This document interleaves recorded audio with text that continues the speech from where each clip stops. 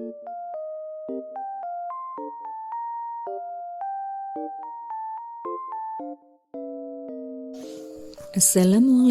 warahmatullahi wabarakatuh. Bagaimana kabar anak-anak hari ini? Bu Guru doakan siswa-siswi Bu Guru yang soleh dan solehah selalu dalam keadaan sehat walafiat dimanapun berada. Amin ya rabbal alamin. Alhamdulillah, hari ini kita masih bisa belajar bersama. Hari ini kita akan melanjutkan pembelajaran Al-Quran Hadis melalui video pembelajaran.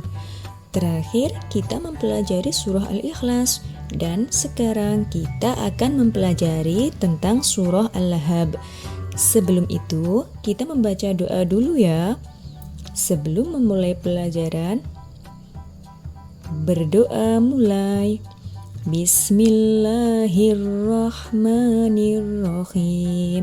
Raditu billahi rabba wa bil islami dina wa bi muhammadin nabiyyan wa rasula. Rabbi zidni ilma warzuqni fahma waj'alni min ibadika sholihin. Amin ya rabbal alamin.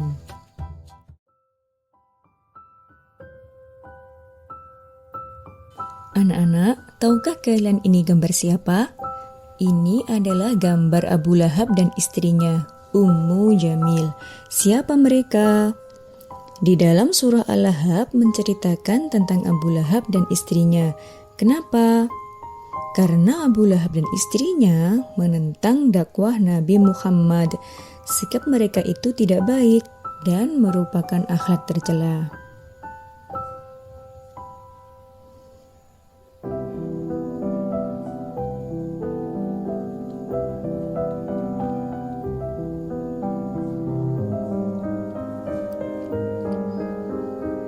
Nah, kisah tentang Abu Lahab dan istrinya, Bu Guru ceritakan ya.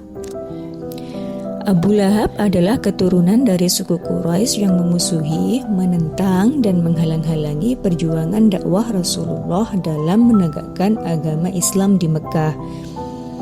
Ketika menerima risalah kenabian, Nabi Muhammad justru merasakan permusuhan dari pamannya sendiri yang bernama Abu Lahab.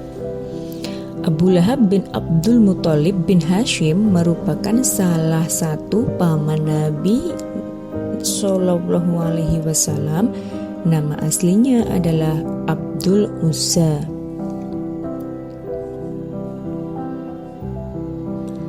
Abu Lahab memiliki nasab yang mulia, memiliki kedudukan di tengah kaumnya, dan memiliki paras yang rupawan. Namun, semuanya tidak ada artinya tanpa adanya keimanan. Allah hinakan dia dengan mencatatnya sebagai seorang yang celaka. Hal itu benar-benar terjadi pada Abu Lahab karena dia meninggal dengan mengenaskan dan mengidap penyakit yang menjijikkan. Selain itu, istri dari Abu Lahab juga mengalami hal yang sama karena dia sering menghina Rasulullah Shallallahu Alaihi Wasallam. Leher istri dari Abu Lahab yang seharusnya dikalungi dengan perhiasan emas justru akan dikalungi tali sari sabut dari neraka. Kilas tentang surah Al-Lahab. Al-Lahab artinya gejolak api. Surah Al-Lahab terdiri dari 5 ayat, merupakan urutan surah yang ke-111 dalam Al-Quran. Diturunkan di kota Mekah sehingga termasuk golongan surah Makkiyah. Surah Al-Lahab diturunkan sesudah surah Al-Fath. Surah Al-Lahab bercerita tentang Abu Lahab dan istrinya yang menentang dakwah Nabi Muhammad SAW. Nah, Anak-anak, mari kita sekarang membaca surah Al-Lahab bersama-sama. Kita tinggal mengulang saja ya. Insya Allah satu kelas sudah hafal semua. Tinggal mengulang saja. Ayat Al-Quran itu harus dimurojaah, harus diulang-ulang terus supaya tetap melekat dalam ingatan kita. Ikuti Bu Guru ya.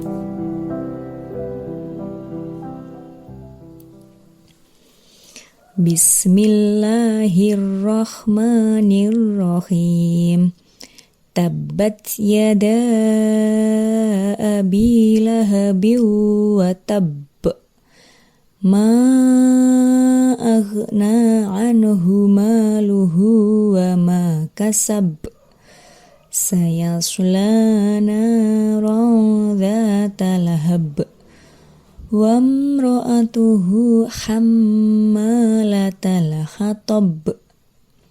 Fi jidha khablum mim masad. Shadaqallahul azim. Hikmah yang dapat dipelajari dari surah Al-Lahab. Pertama, melalui surah Al-Lahab kita dapat mengetahui bahwa azab yang diturunkan oleh Allah Subhanahu wa Ta'ala dapat menimpa siapa saja, termasuk keluarga Rasulullah sekalipun. Allah Subhanahu wa Ta'ala memiliki daya dan kemampuan yang luar biasa dalam memberikan ganjaran kepada setiap manusia, baik itu ganjaran baik maupun ganjaran buruk. Hal ini tentunya sesuai dengan perbuatan yang telah kita lakukan selama di dunia.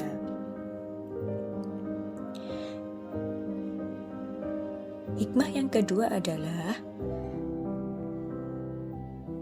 surah Al-Lahab dapat dijadikan sebagai nilai-nilai pembelajaran Islami agar dapat menjalani kehidupan yang arif dan bijak. Ketika dianugerahi paras rupawan, harta melimpah, dan kecerdasan yang tinggi, hendaknya kita mampu memanfaatkan hal tersebut untuk berbagai kebaikan. Jangan bersikap seperti Abu Lahab yang memanfaatkan status sosialnya untuk berbuat keji dan mengingkari ajaran Islam yang dibawa oleh Rasulullah SAW.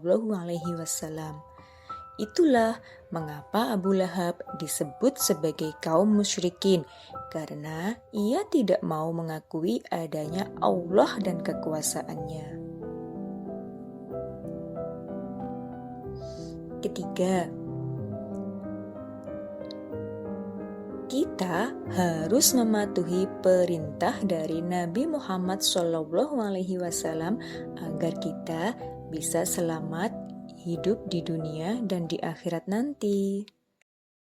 Alhamdulillah, kita baru saja mempelajari surah Al-Lahab dan juga penjelasannya.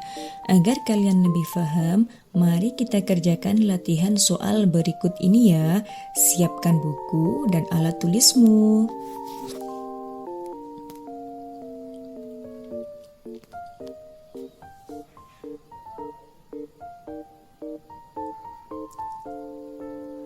Bu Guru akan membacakan pertanyaan. Silakan tulis jawabannya saja.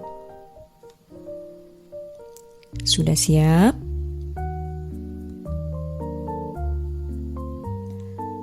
Pertanyaan pertama. Apa arti dari Al-Lahab? Al-Lahab tadi artinya apa ya? Ayo diingat-ingat.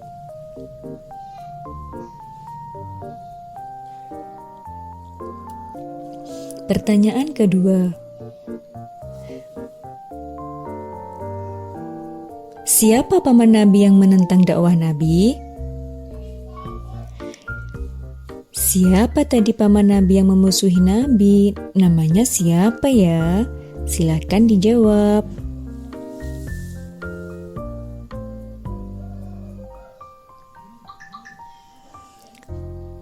Pertanyaan ketiga. Berapa jumlah ayat dalam surah Al-Lahab? Ayo diingat-ingat, berapa tadi jumlah ayatnya?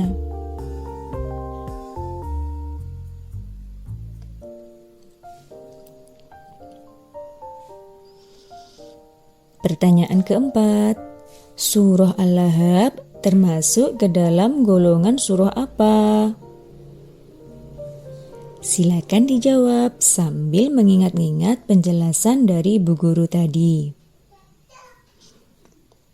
Nah, mutiara hikmah kita kali ini ketika sudah belajar surah Al-Lahab adalah: berbuat baiklah kamu sebagaimana kamu ingin diperlakukan dengan baik. Maksudnya adalah perlakukan orang lain sebagaimana kamu ingin diperlakukan. Berinisiatiflah untuk lebih dulu melakukan hal itu pada orang lain dan kamu akan menerima balasannya.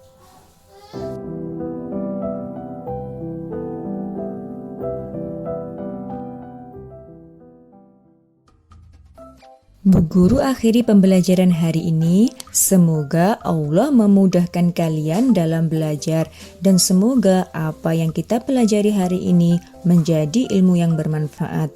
Amin ya rabbal alamin. Barakallahu fikum. Wassalamualaikum warahmatullahi wabarakatuh.